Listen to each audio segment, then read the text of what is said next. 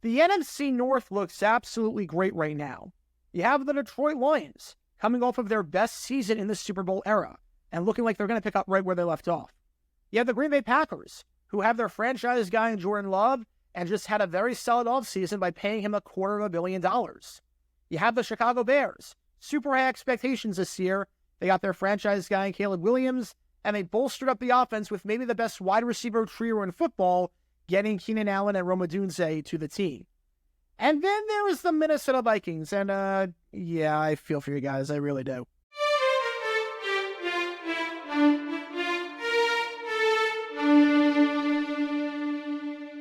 Welcome everybody to JJ News, where we talk all things NFL all the time. I'm Jared Aaron, I representing the 904 from the 602, and today we are talking about this team behind me right here, the Minnesota Vikings, and their starting quarterback, their first-round pick out of Michigan, JJ McCarthy, who has now been ruled out for the entire 2024 season with a torn right meniscus. We don't know how it happened. He looked totally healthy, totally fine in that first preseason game against the Raiders. He looked more than comfortable in that game at times, made a nice couple of throws. He didn't look like he was hurt that game, wasn't hobbling, wasn't limping, wasn't doing anything like that. But this must have been something that was lingering. The doctors didn't like it, and he is going to need surgery. We didn't know if it was going to be a short-term surgery or a long-term surgery, or injury, I should say, short-term or long-term injury. We didn't know if it was going to be just a few weeks or a whole season. Turns out it was the worst-case scenario, and JJ McCarthy is going to miss the season. It's a big blow to the Vikings, who have had a rough offseason, to say the least. They needed to hit big in this NFL draft, and they will only have one pick inside the top 175 that actually plays for them. First-round pick, obviously JJ McCarthy after the season. Dallas Turner is going to play for them. Second-round pick they had none. Third-round pick they had none. Fourth-round pick they drafted Kyrie Jackson, who tragically lost his life due to a drunk driver. Absolutely heartbreaking stuff there. And they did not have a fifth-round pick. So, rough off-season for the Vikings, to say the least. And now the attention turns to what comes next at quarterback. What do the Vikings do under center? Now, obviously, you have Sam Darnold as your starting quarterback. Nothing is going to change there. Regardless of what happens next for the Vikings and what moves they could make, Sam Darnold will be going into the season as the starting quarterback. No doubt about it. You have Nick Mullins. He's a veteran. He knows the offense. He will be on the roster as well. The question is Jaron Hall. Jaron Hall right now is your QB3, the draft pick last year out of BYU. He has looked absolutely terrible. There has not been one indication that he is a quality NFL quarterback. If Jaron Hall is on your roster, you are not a serious roster. Jaron Hall looked bad last year. He looked god-awful in that preseason game against the Raiders this past week. I don't expect Jaron Hall to be on the 53-man roster as QB3 going into the 2024 season. We know the Vikings are going to keep three quarterbacks. They like doing that under Kevin O'Connell. They like doing that, which raises the question, if now you have the injury of JJ McCarthy, he's not on the roster, the 53 at least, and Jaron Hall's not going to be on the roster, who do they get at quarterback? Who do they get as a backup or QB3 potentially? And that's what I want to focus on this video, because I have 5 options that the Vikings could go for at quarterback that makes sense. It's not just throwing darts at the wall. There are some connections that could make some sense regarding what the Vikings do at this spot. So here are 5 names to watch out for, and it wouldn't shock me if any of these guys are Vikings by the start of the 2024 regular season. The first name, it's the obvious one. It's the one that everyone's linking, Ryan Tannehill. The veteran quarterback, he's still a free agent. He's the best free agent quarterback on the market by far, unless you're looking at guys like AJ McCarron and Blaine Gabbert. Let's look at guys like that. Ryan Tannehill is by far the best quarterback available.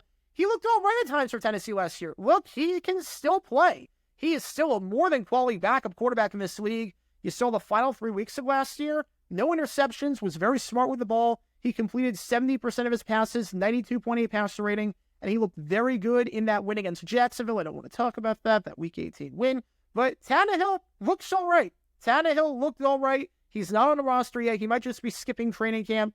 Don't want to have to go through that as a veteran. 36 years old. He said nothing about retiring. He's on the decline. He's definitely not as mobile as he once was, but you can do a whole lot worse at quarterback. If you have Tannehill, you have one of the better backup quarterbacks in football. You have a veteran that has been there before, and Tannehill could probably pick up the system right away. So Ryan Tannehill, I have a feeling the Vikings will be reaching out to him at some point, and we'll see if he signs. But let's say the Vikings don't get Ryan Tannehill. Let's say Tannehill decides, I'm going to sit out. I don't want to play for I don't want to play for Minnesota, I should say. Not Tennessee, obviously. He's no longer with the Titans because they got Will Levis at quarterback. What do they do now? What do they do if they can't get Ryan Tannehill? Well, the second option I could see the Vikings getting goes from the United Football League, and I could see them going after a guy by the name of Bryce Perkins. Bryce Perkins, the quarterback for the Michigan Panthers. Now, I don't know if he's fully healthy. He suffered a leg injury when he tried hurling a guy in a UFL game back in June. He was placed on IR, but it's been 2.5 months since then. Again, he was placed on IR because it was toward the end of the season, but I don't know if he's fully healthy. He should be, by all indications. I haven't found anything. I think he's going to be healthy, but Bryce Perkins is available, and he knows the system. He played for the Rams in 2020 and 2021, and they bring that up because KOC was the offensive coordinator. KOC was on the staff when Bryce Perkins was there, and in fact, KOC really, really likes Bryce Perkins and spoke incredibly highly of him. As he said back in 2021 on Bryce Perkins about how well he's been playing and how well he was in the offseason with the Rams, I cannot tell you how proud I am of him for the work he put in behind the scenes to be prepared to play. Not always the most easiest of circumstances in those games, as you well know, but for him to lead that group, improve every single time we went out there, give us chances. I know we didn't come away with any victories, but for that group, he was leading out there and to put us in position to try and win football games. So KOC likes Bryce Perkins. If he's healthy and now there's an opening at quarterback, I could definitely see Bryce Perkins being a Minnesota Viking. But speaking of connections that KOC has with quarterbacks in the NFL and in pro football right now, how about this guy, John Wolford? How about John Wolford, who was also on the Rams in 2020 and 2021 when KOC was the offensive coordinator? Now, unlike Tannehill, unlike Perkins, John Wolford is currently on an NFL roster. He's number 3 on the Buccaneers depth chart behind Baker Mayfield and Kyle Trask, and the Buccaneers likely are not going to cut him. Todd Bowles is the head coach there. He was the coach of the Jets in 2015 and 2016. He's been a head coach now. This is going to be his 5th season as the man in charge for any team, and every single time he's been a head coach, he kept 3 quarterbacks on the 53-man roster. He kept 3 quarterbacks in 2015. He actually kept 4 quarterbacks in 2016, and he kept 3 quarterbacks last year and 3 quarterbacks the year before that. So Todd Bowles is not going into the season with just 2 quarterbacks. So if you do want to get John Wolford, you would have to give up something in a trade. Having said that, obviously, though, John Wolford knows the offense because it's the same offense that KOC ran when he was in Los Angeles, and KOC is now in Minnesota. Now, in terms of other quarterbacks that don't know the offense necessarily, but could be on the market if you want a veteran option, CJ Beathard. CJ Beathard. The Jaguars usually don't keep 3 quarterbacks. The Jaguars do not keep 3 quarterbacks on their team. With Trent Baalke in the front office, they've carried 2 quarterbacks every single time. This is Baalke's 5th season as the general manager, or 5th season, I should say, as a member of the front office, 4th season as the GM, and every time they carry 2. 2020 was Gardner Minshew and Jake Luton. 2021 was Trevor Lawrence and CJ Beathard. Same in 2022 and 2023. Now, right now, CJ is still the 2nd string. He ran with the 2s against Kansas City. He looked really good in that game at times. He had some nice plays, had a good deep ball to Brian Thomas Jr. But, having said that, the Jaguars traded for Mac Jones from the New England Patriots. They traded for him. They gave up a 6th-round pick to get him. And the numbers don't look great to keep 3 quarterbacks for the Jaguars based on prior history and based on what they like doing at other positions. Doug Peterson has had multiple years to look at CJ. Trent Baalke has had 3 years to look at CJ Beathard. Obviously, also knew him in San Francisco. And if he thought he was a capable backup, then let's be honest, he wouldn't have given up a draft pick for Mac Jones. If you like keeping 2 quarterbacks on your roster, you've always done that, and you have Trevor Lawrence and CJ Beathard, and you draft for or trade for a backup quarterback, I think that tells you everything about how they feel about CJ Beathard. So I could see if Mac Jones wins the number 2 job, and I assume he's going to win it because he's had a good camp from all indications, and because the Jags wouldn't have made that trade. If not, CJ Beathard could be a free agent. CJ Beathard could be a free agent, and I could see him going to the Vikings or the Jaguars trying to work out a trade for like a 7th-round conditional pick. We could see something along those lines, but watch out for CJ Beathard potentially if the Jaguars decide to keep 2 quarterbacks. And now the 5th option, now this would be as a QB3. This would be Nick Mullins would still be your 2, but I could potentially see this one a bit out there, but I could see Tanner McKe. I could see Tanner McKe potentially being a Viking by the start of the 2024 regular season. He was the Philadelphia Eagles 6th-round pick from 2023 out of Stanford.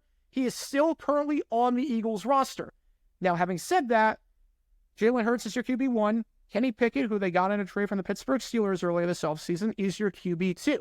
Nick Sirianni, we don't know what he's going to do. Keep 2 quarterbacks, keep 3 quarterbacks. We don't know. He has occasionally kept 2 on the 53, and that's it. We saw 2022 where he only had Jalen Hurts and Gardner Minshew as his 2 quarterbacks on the 53. So if that's the case, then Mcke is the odd one out. Now, the Eagles have 4 quarterbacks right now. Obviously, Hurts is making the roster, Pickett's making the roster, but Tanner Mcke, Will Grier fighting for that QB3 spot if the Eagles decide to keep 3 quarterbacks. You have Will Grier. You have the veteran Will Grier, and let's be honest, Tanner Mcke did not look good in the preseason game against the Ravens. He went just 6 for 16. He completed less than 50% of his passes. He threw for 39 yards, a 45.8 passer rating. There's a realistic chance, all things considered, that Will Grier could overtake Tanner Mcke for that QB3 spot in Philadelphia if the Eagles keep 3. So I could see Tanner Mcke getting cut, which raises the question, why do I bring up Tanner Mcke of all people? Why not bring up a guy like Bailey Zappi, who's probably going to get cut? Why not bring up the loser of the Browns quarterback battle? Because you're not keeping 4 quarterbacks in Cleveland, and either Dorian Thompson-Robinson or Tyler Huntley or Snoop Huntley is going to be cut.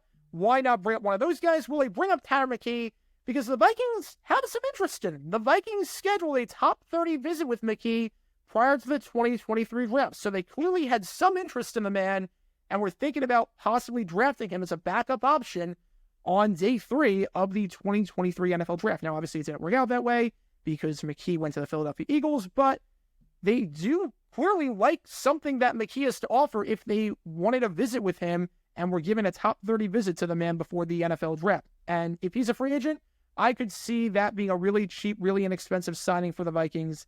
And KOC, I don't know how that meeting went, but if it went well, I could see that being a possibility. So Ryan Tannehill, again, he's the big name. If he doesn't get signed, I think the favorite is Bryce Perkins. If he doesn't get signed, I don't expect a trade for John Wolford or CJ Beathard. I think Wolford's more likely than Beathard unless Beathard gets cut. I can see Tanner Mcke, though, if they're comfortable with Nick Mullins as the 2. If they're not comfortable with Mullins as a 2, then they need to upgrade a QB2, and that's where a guy like Beathard or Wolford could come into play. Mcke is not QB2 material. But if they are comfortable with Mullins as QB2, then Tanner Mcke could enter the equation if he gets cut by the Philadelphia Eagles because KOC seems to like him scheduling a top 30 visit. And obviously, all this is moot if the Vikings keep Jaron Hall as their QB3, but based on the eye test and based on all reports, I cannot see that happening. So that's the situation with the Vikings right now at quarterback. We'll have to wait and see what they do, but Sam Darnold going to go into the season as the starter. Nick Mullins going to be on the bench in some capacity, either as QB2 or QB3. And what happens after that, I'm not sure after JJ McCarthy's out for the season and what has been a rough offseason for the Minnesota Vikings, to say the least. But what are your thoughts on all this? Who do you think the Vikings will get at quarterback? Do you think they will try and upgrade at quarterback? Do you think it's going to be one of those 5 guys? Do you think it's going to be a name not on the list? Do you think it's a name that I didn't even bring up? What are your thoughts? Let me know everything in the comments down below. And that is going to do for this episode of JJ9 News. Be sure to like and subscribe. It helps the channel out a lot. And be sure to check out my main channel, JR9, where we talk all things NFL history all the time. Until next time, this is JR9 signing off. And as always, go Jags.